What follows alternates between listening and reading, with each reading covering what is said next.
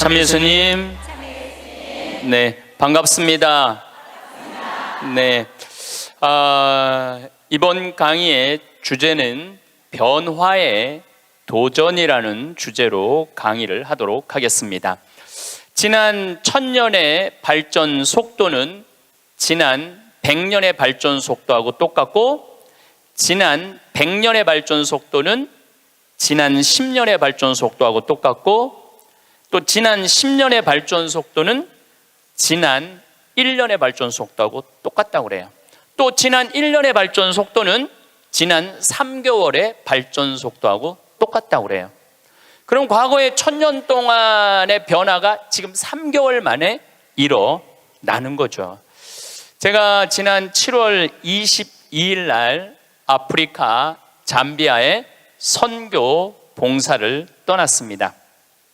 한국에서 인천공항에서 홍콩 들르고, 홍콩에서 남아프리카 공화국 요한네스버그 공항에 가서 또 거기서 비행기를 갈아타고 잠비아까지 가는데 26시간이 걸렸어요. 26시간. 많은 분들은 이야 그러는데, 내가 만약에 1000년 전에 한국에서 잠비아를 갔다면은 1년이 걸려도 못 가요. 1년이 걸려도. 아마 제 생각에는 가다가 죽었을지도 몰라요. 가다가. 그런데 그런 아프리카 잠비아를 저는 벌써 8번을 갔다 왔어요. 그러니까 8번을 갔다 왔다는 얘기는 지난 1000년 전 사람들은 상상도 못할 만큼 빠르게 산다는 거죠. 교통적인 면에서. 그리고 보름 동안 잠비아 신학교 수녀원 짓는 거 일을 하고, 그 다음이 미국 강의가 있었어요. 또 다시 잠비아에서 비행기를 타고 요한네스버그 공항에 와서 15시간 비행기를 타고 뉴욕으로 갔어요. 또 뉴욕에서 최종 목적지 LA까지 6시간 비행기를 타고 갔어요. 그것 또한 26시간이 걸렸어요. 26시간이 걸렸는데 벌써 이제 지구를 한국에서 출발해갖고 거의 3분의 2바퀴를 도는 거잖아요. 그래서 미국에서 LA, 시카고, 텍사스, 덴버, 멤피스, 최종은 다시 동부 아틀란타에 가서 강의를 하고 다시 13시간을 타고 한국으로 돌아왔어요. 지구를 한 바퀴 딱 도는데 걸리는 시간은 3일이에요. 3일. 지구를 한 바퀴 도는데 걸린 시간이 3일이에요. 1000년 전에는 지구가 그렇게 동그란지도 몰랐어요. 1000년 전에는. 돈다는 건 상상도 못했고, 아마 배 타고 많이 돌았겠죠. 배 타고 돌았으면은 아마 거의 죽었을 거예요. 그런데 이렇게 제가 지구를 한 바퀴씩 매번 도는 게 벌써 한 5번 정도 이렇게 돌았어요. 그러니까 옛날 사람들에 비하면은 나는 엄청나게 빠른 속도로 살고 있는 거죠. 여러분들 서울에서부터 부산까지 KTX로 얼마가 걸려요? 2시간 반 걸려요. 앞으로 조금 무슨 기차가 나오면 30분 걸린대요. 30분. 부산에서부터 옛날에 한양까지 오는데 걸린 시간은 한 달이었다고 그래. 한 달. 야, 옛날에 한 달 걸리는 걸 2시간 반 만에 가는 거예요. 그런데 뭐가 그렇게 조급해갖고 1초도 못 기다리고 빵빵거리고 속욕 내고 그런 거 보면은 현대인들이 엄청난 혜택을 누리고 있으면서도 많은 걸 뺏기는 것 같아요. 저는 요즘 운전을 할 때 거의 과속을 하지 않아요. 요즘은 내비게이션으로 여기 딱 찍으면은 평창에서부터 삼성산까지 2시간 반 정도 걸려요. 그러면 한 30분 전에 오면은 그냥, 또 요즘 차가 좋아갖고 크루즈라는 걸 걸어놓으면 앞차고 간격을 자기가 알아서 껴드는 차들은 다 껴줘요. 추월하겠다는 차는 다 추월하고. 근데 예전에는 나도 급하게 다닐 때는 운전이 스트레스가 많았어요. 근데 껴줄 거 다 껴주고 양보할 거 다 양보하고 그냥 앞차 따라오니까 운전이 그렇게 편안하더라고요. 여러분들도 너무 급하게 살지 마세요. 급하게 안 살아도 옛날 사람들보다는 제가 보기엔 1000배 빨리 살고 있는 거예요. 급할 게 하나도 없더라고요. 근데 교통보다 더 무서운 변화가 있어요. 교통보다 통신이에요. 통신. 1960년대는 여러분들 집에 무슨 전화기가 있었죠? 돌리는 다이얼 전화기가 있었죠? 네. 1970년대 후반 80년대 막 초에 들어서서는 뭐가 있냐면 누르는 전화기가 나왔어요. 그리고 80년대 중반에는 집안에서 무선 전화기가 있었어요. 그러니까 이 거실에 이 돌리는 전화기 있을 때는 바람을 피고 싶어도 필 수가 없었어요. 거실에서 통화를 해야 되니까. 근데 이거는 뭐 화장실에 가서 들고 가서 해도 되고 그러니까 이 세상이 변하기 시작한 거죠. 1980년대 말은 드디어 우리가 알고 있는 휴대폰이 나왔어요. 휴대폰이. 이제 집 밖에서도 전화를 할 수 있는 세상이 된 거죠. 그리고 우리나라에서는 각각 나라마다 다르는데 2009년에 본격적으로 스마트폰이 나왔어요. 이 스마트폰 안에는, 그래서 제가 오늘 특별히 휴대폰을 갖고 왔는데 이 안에는 모든 게 다 들어와 있어요. 이걸로 내 차 시동도 걸을 수 있고, 이걸로 텔레비도 볼 수 있고, 동영상도 볼 수 있고, 음악도 들을 수 있고, 인터넷도 할 수 있고, 유튜브도 볼 수 있고. 이게 못하는 게 없어요. 정말 못하는 게, 요 조그만 거 안에 못하는 게 없어요. 1960년대 컴퓨터가 처음 나왔을 때 컴퓨터 미사일 궤적 계산하느냐고 컴퓨터를 썼어요. 그 컴퓨터 크기는 30톤이었어요. 30톤. 그러니까 이 앞에 앉아 계신 여러분들 꽉. 그런데 그거보다도 이게 성능이 더 좋아요. 훨씬 더 좋은 세상에 살고 있어요. 할머니들이, 내가 명동에, 지난주에도 명동에 모임이 있어서 갔었는데 이렇게 걷다 보면 할머니들이 날 만나면 너무너무 반가워해요. 아이고 신부님 여기서 만나다니, 명동 길에서. 그럼 할머니 4분이 이렇게 만나면은 사진 찍자고, 휴대폰이 있으니까 사진 찍자고. 근데 또 찍을 줄을 모르니까 그 중에 제일 젊어 보이는 할머니한테 네가 찍으라고, 네가 제일 젊으니까. 이건 젊을수록 유리하잖아요, 휴대폰은. 근데 이 할머니가 이런 말 합니다. 나도 잘 몰라. 그래도 네가 찍어, 신부님이랑. 이런 기회가 어딨어. 그래갖고 이제 할머니 3분하고 나하고 이렇게 웃으면서 내가 이렇게 사진을 딱 찍으려고 웃으면은 할머니가 딱 사진을 찍으면서 하는 소리가 있어요. 신부님, 그런데 왜 내가 나와? 왜 내가 나와? 네가 나오는지 내가 나오는지도 몰라.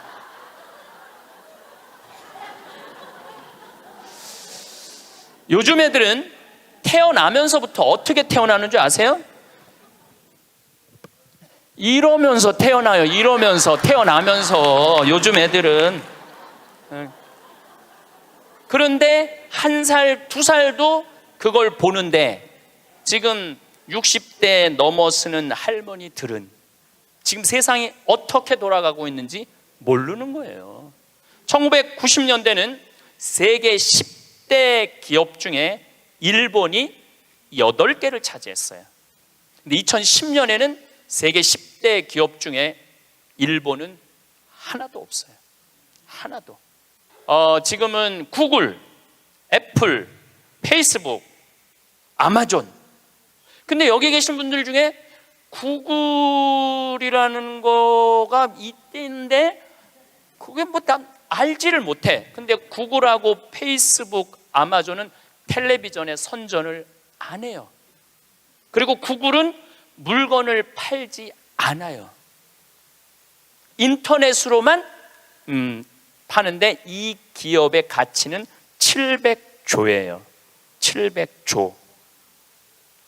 그래갖고 이 요즘 오로지 이 휴대폰 컴퓨터가 시장이 얼마냐면 4,300조예요. 4,300조. 상상도 못할 만큼 크죠. 제가 산호세에 있는 구글 본사에를 갔었어요. 정말로 기가 막히더라고요. 왜냐하면 모든 복도에 먹을 걸 다 놔둬요, 직원들을 위해서. 그리고 거기서 자기가 중간에 뭐 일하다가 수영하고 싶으면 요만한데 물 이렇게 내려와갖고 수영도 하고 모든 식당의 밥을 다 먹을 수 있어. 근데 걔네들은 물건을 팔지 않아요. 그런데도 어마어마한 돈을 벌어요. 그게 뭐 때문이냐면 컴퓨터, 휴대폰 때문에 그래요. 세상은 너무나 많이 변하고 있죠. 제가 논문을 쓸 때 타자기로 논문을 썼어요. 근데 딱 신부가 되니까 286 컴퓨터, 386 컴퓨터, 486 컴퓨터, 586 컴퓨터, 메가 컴퓨터, 기가 컴퓨터가 나왔어요. 그때는 막 이만한 건데 요즘은 요만한 컴퓨터로 나와요. 제가 왜 이런 말씀을 드리느냐 하면 50살 이상부터는 컴퓨터에 대해서 깜깜해요. 휴대폰에 대해서 깜깜해요. 세상은 컴퓨터, 휴대폰 세상으로 살아가고 있는데 여기 계신 분들은 깜깜이로 살아가는 거야. 깜깜이로 살아가는 거예요. 그런데 문제는 뭐 그런 거 있어도 무슨 문제야. 그냥 살면 되지. 그런데 깜깜한 상태로서 몇 년을 살아야 되느냐 하면은 50년을 더 살아야 돼요. 깜깜한 상태에서 50년을. 우리 생태마을에 오늘도 이제 피정객들이 들어와 계신데 저녁에 프로그램이 제 강의 말고도 7시부터 8시까지는 별 이야기를 해요. 우주에 관련된. 우리가 이제 생태마을이잖아요. 우주에 관련된. 근데 너무너무 좋아해 사람들이 그 이야기를. 그 하는 선생님이 그 공부를 많이 하셨어요. 그래갖고 캐나다에서 오신 분들이 그 별 이야기를 듣고 우리 캐나다 토론토에도 와서 강의해달라고 그럴 정도로.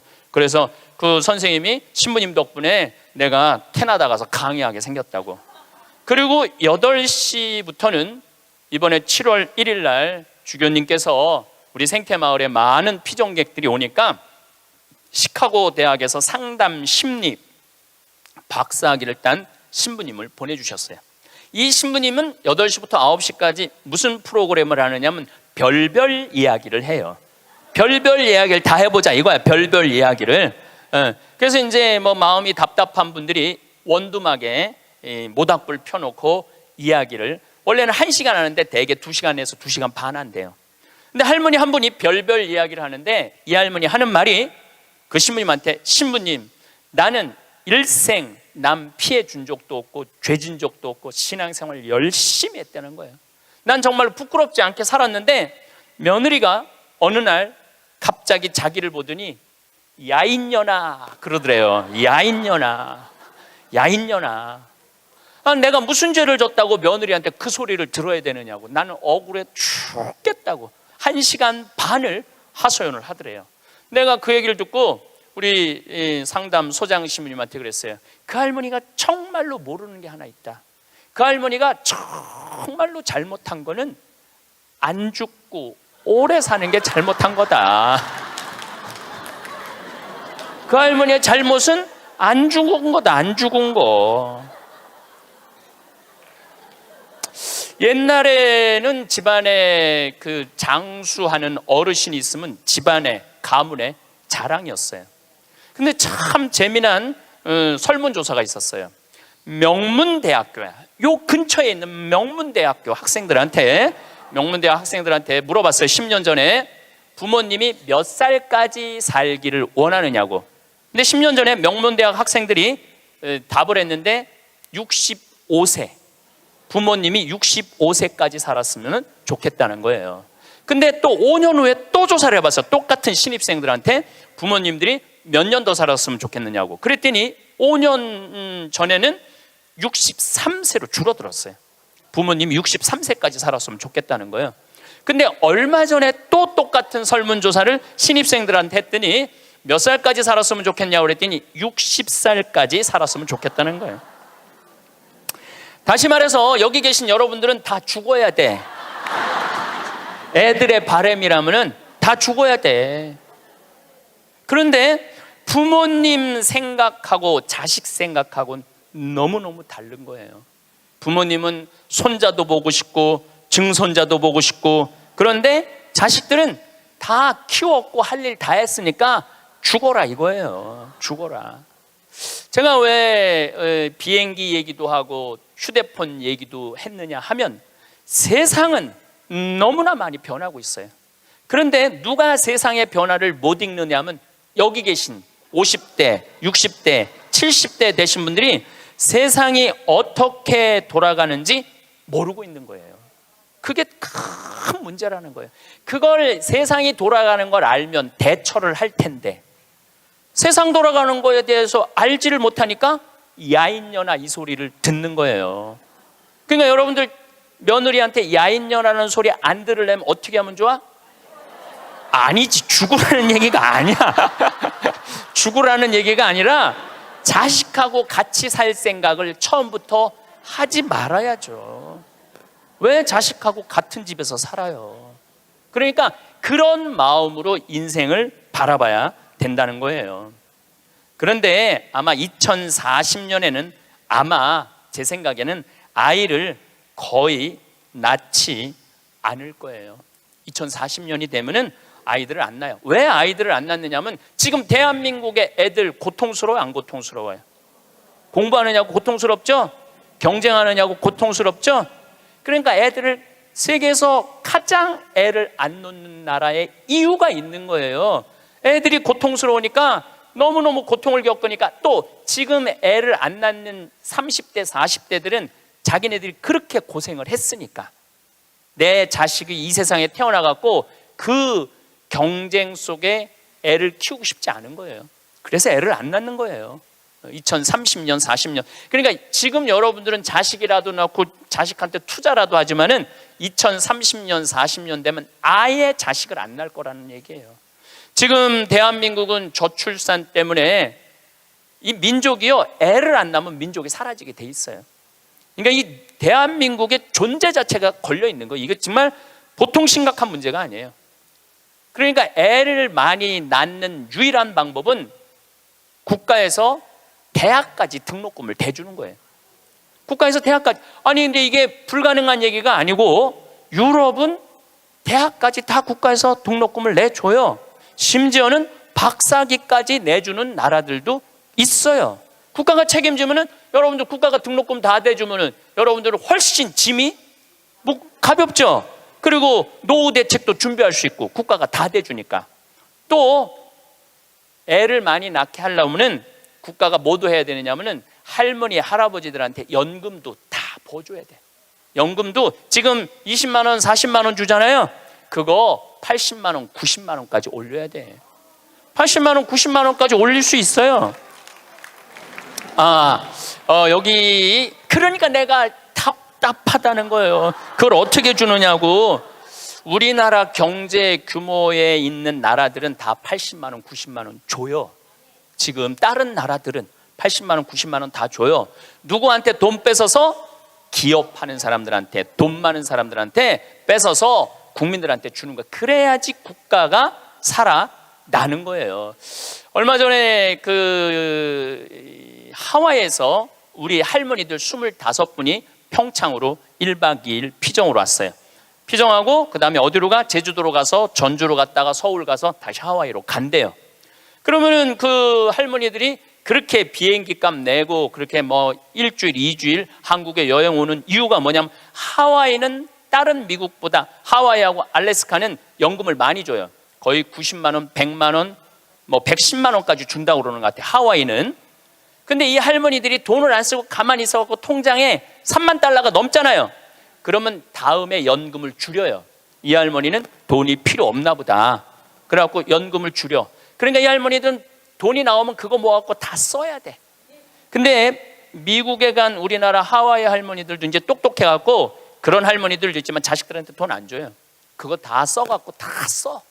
그러니까 한국도 출산율을 높이는 방법은 뭐냐 하면은 애들 등록금 다 대주고 그 다음에 할머니들 할아버지들 연금 다 대주면은 아니 애 낳으면 국가에서 등록금 대주고 그 다음에 늙으면 국가에서 용돈 주는데 애를 안 낳을 이유가 뭐가 있어? 애가 얼마나 사랑스러운데. 애기가 사랑스럽지 않아요? 아주 쉬운 일이야. 저 신부님 참 답답한 얘기하네. 돈이 어디 있어서 그런 걸 하느냐고. 여러분들 내가 조금 전에 교도소 아주 굉장히 높은 분을 만나고 왔는데, 교도소에 죄수 한 명 1년에 돌보는데 들어가는 돈이 2,500만 원이래. 2,500만 원. 일주일에 한 번씩 고기 80년대부터 나왔대. 그리고 요즘 보리가 비싸갖고 다 쌀밥 준대. 보리가 비싸갖고. 그러면은 2,500만 원을 들여갖고 그 사람들을 감옥에다가 집어 넣는 게 낫느냐, 그 사람들 한 달에 200만 원씩 줘가면서 이 세상에서 건강하게 사느냐, 그게 어디가 좋을 것 같아요? 뭐가 좋을 것 같아? 세상에 나와갖고 한 달에 200만 원씩 국가가 줘갖고 쓰는 게 나라 경제에도 도움이 되는 거예요. 우리가 이 자본주의 국가, 민주주의 국가에서 돈을 아낀다고 이게 국가가 돌아가는 게 아니에요. 옛날에 못 먹고 못 살 때는 아껴야지. 근데 지금 대한민국은 돈이 흘러 넘쳐요. 이거를 골고루 온 국민들한테 다 보내야 돼. 근데 첫 번째 보내는 건 교육비 전액 국가가 부담하는 거예요. 두 번째는 할머니 할아버지들 국가가 책임지는 거예요. 그러면은 나라는 잘 돌아가게 있어요. 죄도 없어지고 범죄도 없어지고. 학교는 그럼 어떻게 해야 되느냐? 학교 가서는 공부 가르치면 안 돼요. 경쟁을 가르치면 안 되고, 사랑하는 방법, 이웃을 배려하는 방법, 협동하는 방법, 재미있게 사는 방법, 노래하고 춤추고 놀이를 가르치면은 대한민국은 정말로 행복한 나라가 될 거예요. 근데 우리는 경쟁만 앞세우는 거예요. 1등만 앞세우는 거예요. 그래서 애들이 참 착하잖아요. 그리고 순한 애들한테 뭐라 그러냐면, 너 그렇게 착해 빠져갖고 어떻게 이 세상을 살라 그래? 너 독하게 마음 먹고 살아야 돼, 세상. 그러니까 계속 독해라고 그러니까 애들이 중학교, 고등학교만 되면 독해져 있어. 애들이 독해져 있어요. 이게 지금 대한민국이 뭐가 잘못된 거죠. 이제 앞으로 20년, 30년 후에는 우리가 굳이 공장에 가서 일하지 않아도 돼요. 왜냐하면 누가 다 할 거냐면 로봇가 다 해요. 그러면은 앞으로 20년, 30년 후에 대한민국이 행복하려면 어떻게 해야 되냐면, 국민들이 뭐에 정통해야 되냐면 인문학에 정통해야 돼. 인문학이라는 건 뭐냐면은 인간의 가치는 뭐고, 어떻게 살아야 되고, 어떻게 잘 죽어야 되고, 그 높은 정신적인 수준이 있으면은 서로 나누고 사는데 별 문제가 없다는 거예요. 앞으로는 컴퓨터가 우리 반 이상은 해요. 우리 살아가는 거 반 이상은 컴퓨터가 해요. 지난번에 알파고하고 우리 이세돌하고 바둑 둔 거 아시죠? 네. 4승 1패. 알파고가 4승 1패 했어요. 이세돌이 1승을 했어. 유일한 1승이에요. 커제는 세계 바둑 1위 커제는 3전 3패. 근데 놀라운 건 알파고가 뭐라고 그랬냐면, 인공지능 컴퓨터 얘기하는 거예요. 뭐라고 그랬냐면, 이제는 인간하고 더 이상 바둑은 두지 않는다. 수준이 떨어져 갖고 더 이상 바둑은 두지 않는다는 거예요, 인간하고. 왜냐하면 자기 학습을 하거든. 자기 학습. 여러분들 요즘 로보 어드바이저라고 있어요. 로보 어드바이저. 이게 뭐냐면은 주식 투자할 때 이 로보 어드바이저한테 내 거 좀 투자 좀 해달라고 그러면 얘가 투자하는 거야. 근데 이 로보 어드바이저가 투자를 하면은 평균 수익률이 3에서 5%래요. 거의 돈을 날리는 경우는 없대. 그러니까 사람이 분석하는 것보다 누가 분석하는 게 커? 로봇가 분석하는 게 큰 거예요. 그러니까 이 세상이 완전히 새로운 세상으로 넘어가는 거죠. 우리 주위에는 누구라는 인공지능 컴퓨터가 이제 들어왔어요. 우리 집에. 누구라는, 얘가 뭐를 하느냐면 영화도 보여주고 음악도 틀어주고 에어컨도 틀어주고 은행 업무도 봐줘요. 기가 막힌 거예요. 대화도 해주고 주인님 일어나시라고 그러고. 그러니까 이제는 앞으로는 제가 보기엔 2040년에 가면은 결혼도 하지 않을 거예요. 결혼도. 아이를 안 낳는 게 문제가 아니라 아예 결혼을 하지 않을 거예요. 미국에서는 이제 2040년에 뭐가 나왔느냐면 성생활하는 로봇가 나왔어요. 2009년에 라스베가스에서 로봇 전시회를 했는데 록시라는 여자 컴퓨터가 나왔어요. 근데 키가 1m 70, 몸무게가 54kg. 그리고 이 고무 합성 재질로 해갖고 만지면은 여자 피부 만지는 기분이 들어요. 근데 문제는 얘는 오르가즘도 느끼는 거예요. 그러니까 굳이 이제 결혼 안 해도 돼. 아니 왜 굳이 머리 복잡한 여자하고 살아? 아니 같이 잠자리도 해주는 로봇 록시가 나왔는데, 근데 이게 가격이 얼마냐면 1,000만 원이야. 1,000만 원. 근데 앞으로 싸기도 싸죠. 싸요. 그런데 지금 2009년에 이 전시회가 시작이 됐는데, 제가 보기엔 2030년, 40년 되면은 거의 아내 역할까지 해주는 로봇가 나올 거예요. 그리고 성격도 고를 수 있대. 까칠한 여자를 고르고 싶으면 까칠한 여자를 고르고, 부드러운 여자를 고르면 부드러운 여자를 고르고. 근데 일본에서 2015년에 무슨 로봇가 나왔느냐면 아즈마 히카리라는 로봇가 나왔어요. 아즈마는 일본어로 나를 맞아주는 아내라는 로봇이야. 나를 맞아주는 아내야. 근데 놀라운 거는 이 아즈마는 취미는 애니메이션 감상이고 특기는 계란 후라이 만들기에, 좋아하는 음식은 도너츠예요. 벌레를 매우 두려워하지만 열심히 일하는 사람을 위해서는 무엇이든지 도와주는 영웅의 여자야. 이 여자는 아침에 여보 일어나요, 출근해야죠, 남편을 깨워요. 그리고 남편이 저녁에 나 몇 시에 퇴근할 거야, 그럼 날이 더우면 에어컨을 틀어놔요. 목욕물도 데워놔요. 이 로봇은 당연히 성생활도 같이 해주는 로봇이죠. 세상이요, 여러분들이 근데 문제는 이 꼴 저 꼴 안 보고 죽으면 되는데 그 모든 꼴을 다 봐야 돼.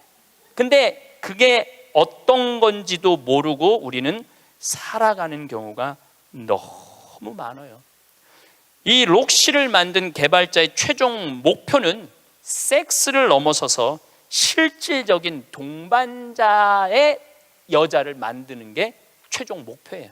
그러니까 단순히 상담도 고민도 위로도 해주는 거죠.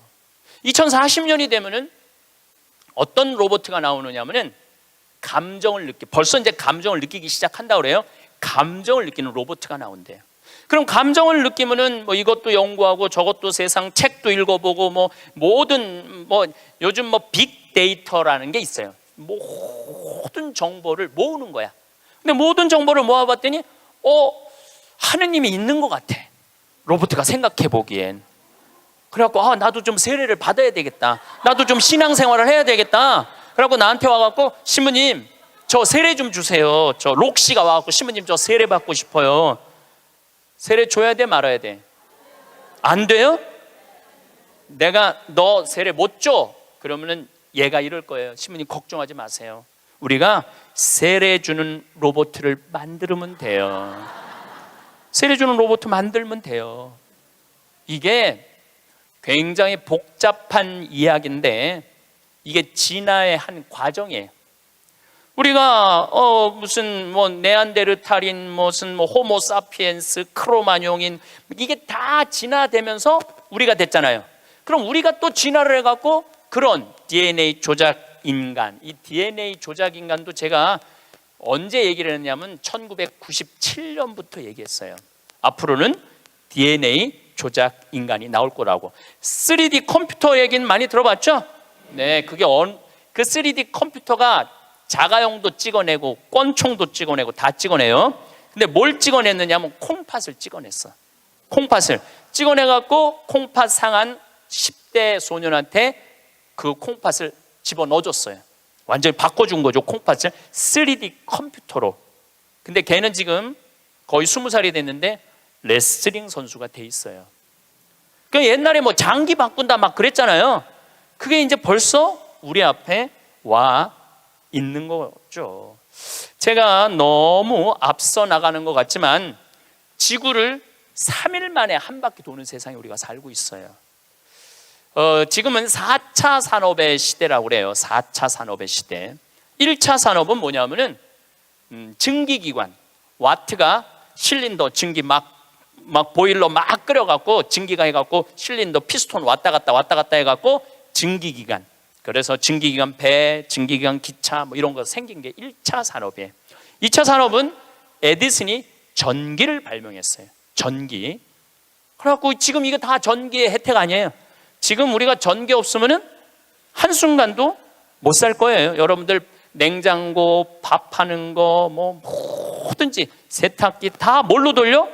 전기로 돌려요. 그런데 1980년대부터 본격적으로 이제는 누구의 시대가 왔느냐면 컴퓨터 시대가 왔어요. 거기에 혁신적인 사람이 벌써 죽었지만 스티브 잡스라는 사람이에요. 이제는 컴퓨터가 이제 끝나갖고 인공지능이 와갖고 이제는 4차 산업의 시대로 접어들고 있어요. 4차 산업. 4차 산업의 시대는 우리 인간하고 DNA 조작 인간하고 그 다음에 인공지능 인간하고 공유하는 세상이 온다는 거예요. 공유하는 세상이, 완전히 새로운 세상이 펼쳐지죠. 그 며칠 전에 우리 동창 신부 25주년이라 미사 같이 봉헌을 했어요. 내가 너무너무 사랑하는 동창 신부라 분당에 가갖고, 근데 또 뭐 같은 신부님이 와갖고 얘기를 하는데 자기가 오스트리아 대사가 자기를 초청해갖고 오스트리아를 갔는데 아주 시골을 갔대요. 근데 할머니 여섯이서 커피를 이렇게 찻집에서 놓고 토론을 하는데 너무너무 진지하게 토론을 하더래. 근데 뭐 말을 못 알아들으니까 그 대사한테 물어봤대요. 저 지금 무슨 토론하는 거냐고. 할머니 한 분은 철학가의 얘기를 하고, 한 할머니는 음악에 대해서 얘기하고, 한 할머니는 미술에 대해서 얘기하고, 한 할머니는 지금 이 세상에 돌아가는 정치 얘기를 토론을 몇 시간씩 하고 앉아 있다는 거예요. 근데 그거는 저는 뭐 유럽을 다닐 때도 그렇고 미국을 다닐 때도 그렇게 토론한 할머니 할아버지들이 토론하는 모습을 많이 봐요. 또 자식 손자들한테도 그 깊은 얘기를 해줘요. 근데 대한민국의 할머니들을 이렇게 가만히 생각해 보면은 그렇게 토론을 할 수 있는 할머니들이 얼마나 있을까? 이거 물어보고 싶어요. 이제 그냥 밥 먹고 살고 밥 먹고 사는 세상은 지났어요. 이제 여러분들은 텔레비에서 말하는 인문학은 그 젊은 사람들 게 아니고 배운 사람들 게 아니야. 바로 여기 계신 여러분들 거예요. 그래서 인문학 강의, 근데 사실 여기 오신 분들은 아무 문제가 없어. 강의 들으러 여기 왔잖아요. 이 긴 시간 뭔가 듣는 여러분들은 정신이 깨져. 정신이 깨요. 근데 듣지도 않고 변화에 대해서 들여다보지 않는 분들은 참 답답한 거예요. 그 시대는 변하는데 나만 안 변해. 그 시대는 변하는데 나만 안 변하는 사람들을 내가 이번에 미국 가서 보고 왔어요. 미국에 가보니까 70년대 이민 간 분들은 70년대 한국만 생각해. 80년대 이민 간 분들은 80년대 한국만 생각해. IMF 때 쫄딱 망했을 때 이민 간 분들은 그때만 생각을 해. IMF 우리가 탈출한 지가 얼만데. 그러니까 70년대 이민 간 분들 얘기를 들어보면 폰이 미국으로 수출했거든요. 그러면 미국의 길에 서 있는 건 다 폰이라는 거야. 그거 무슨 깡통 찌그러뜨려 갖고 폰이를 만들어 갖고 수출을 했다고 그래요. 그러니까 자기는 한국차 안 산다는 거예요.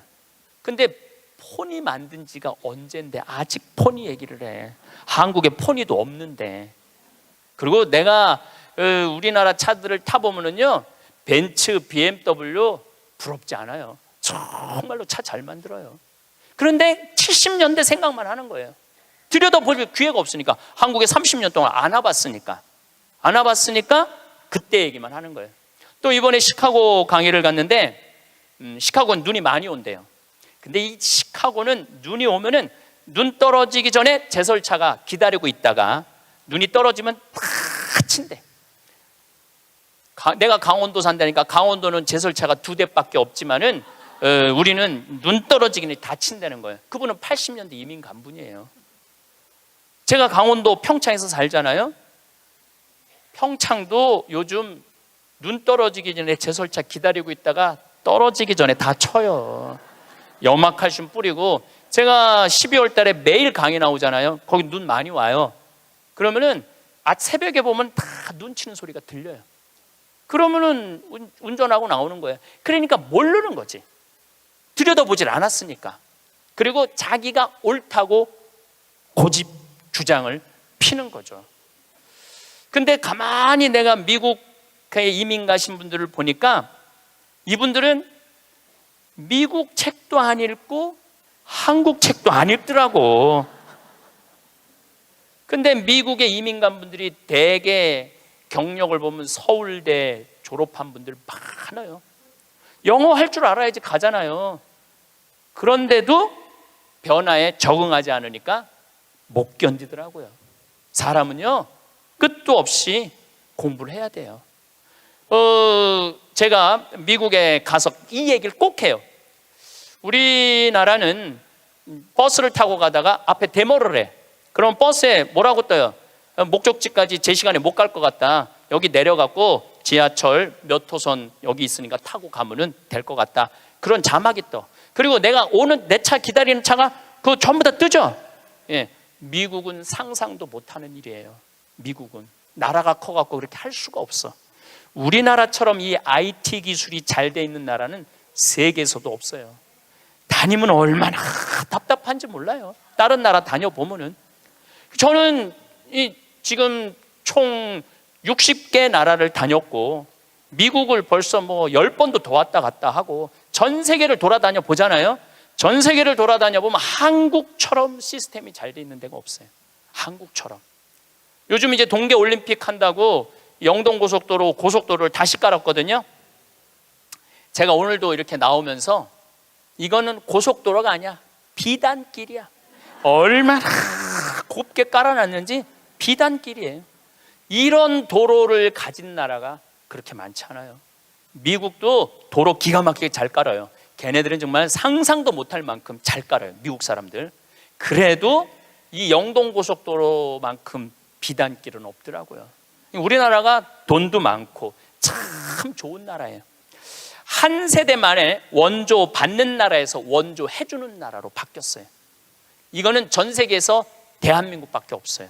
지금 코트라 활동 대단해요. 또 제가 뭐 영남대학 무슨 많은 대학을 이렇게 다녀보면은 서울대학도 마찬가지고 무슨 각 대학마다 제3국에 있는 나라 학생들을 데려다가 공부를 시켜요. 그리고 석박사 과정. 그리고 공부만 시키는 게 아니야. 활동비, 생활비, 뭐 전세비 다 줘요. 그래갖고 여기서 공부하고 거기 가면은 집도 한 채 한대요. 그러니까 우리나라가 그렇게 지금 많이 도와주고 있는 나라예요. 원조 받는 나라에서 원조 해주는 나라로 바뀐 대단한 나라예요. 그리고 개발도상국 동남아시아 국가에서 가장 닮고 싶은 나라 1위는 어디냐면 대한민국이에요. 대한민국을 가장 닮고 싶어요. 그러니까 한국어를 그렇게 많이 배우는 거예요. 여기저기서 한국어를 많이 배우는 거예요. 아시아 국가 중에 민주주의도 1위예요. 미국이 민주주의 지수가 19위, 일본이 20위, 우리나라가 21위예요.